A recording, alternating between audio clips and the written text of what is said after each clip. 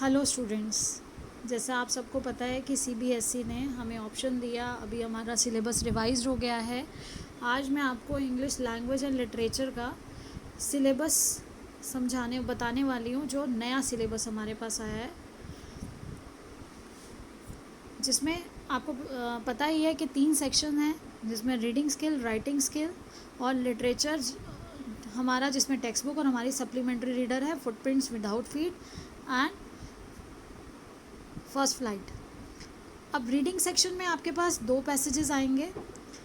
वो 2 पैसेजेस, पहला तो डिस्कर्सिव होगा, 400 to 450 वर्ड्स लिमिट है। 12 क्वेश्चंस होंगे, जिसमें से आपको 10 क्वेश्चंस करने हैं। आपके पास 2 क्वेश्चंस की चॉइस है। अब ये पैसेजेस 10-10 मार्क्स के हो गए हैं। और सेकंड पैसेज जो है वो विजुअल इनपुट पे, किसी डाटा पे, चार्ट पे बेस्ड होगा, जिसको आपको एनालाइज करके समझ के क्वेश्चंस के आंसर्स देने हैं। और 10 क्वेश्चंस करने हैं, ये भी 12 में से।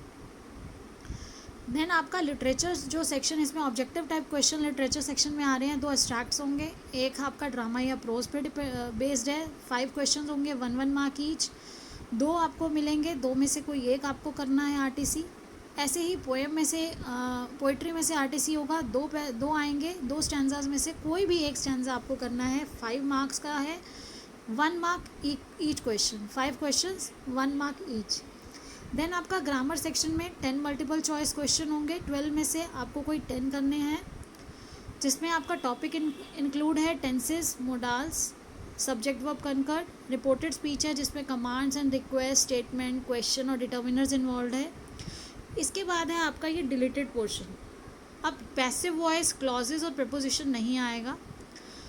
फिर आपका सब्जेक्टिव पोर्शन जो पेपर का है, उसमें राइटिंग सेक्शन में 5 मार्क्स का फॉर्मल लेटर है, जो गिवन सिचुएशन पे होगा। एक पैराग्राफ होगा जो गिवन आउटलाइन पे होगा, वो 5 मार्क्स का है। दोनों 5-5 मार्क्स के क्वेश्चन है, जो राइटिंग स्किल के हैं। देन लिटरेचर सेक्शन में आपको वेरी शॉर्ट आंसर्स में 4 क्वेश्चंस करने हैं आउट ऑफ 6, जिसमें से आपको 3 क्वेश्चन फर्स्ट फ्लाइट के होंगे, 3 क्वेश्चन फुटप्रिंट्स विदाउट फीट के हैं। और 3 में से आपको सिर्फ 2 क्वेश्चंस ही करने हैं, एंड ये क्वेश्चन आपके 2 मार्क्स ईच। इसी तरह से आपका नेक्स्ट है शॉर्ट आंसर क्वेश्चन, जो 40 to 50 वर्ड्स में आपको आंसर करना है। सेम दोनों बुक से 3-3 क्वेश्चन होंगे, लेकिन आपको 2-2 क्वेश्चन करने हैं। आपके पास एक क्वेश्चन की चॉइस है। 3 मार्क्स का क्वेश्चन है, टोटल 12 मार्क्स। अब आते हैं आपके लॉन्ग आंसर टाइप क्वेश्चन, जिसमें आपको 2 क्वेश्चन मिलेंगे। 100 to 120 वर्ड्स में आपको आंसर करना है। 2 में से कोई एक क्वेश्चन करना है। फर्स्ट फ्लाइट का भी इसी तरह से है, और इसी तरह से आपका फुटप्रिंट्स विदाउट फीट का भी है।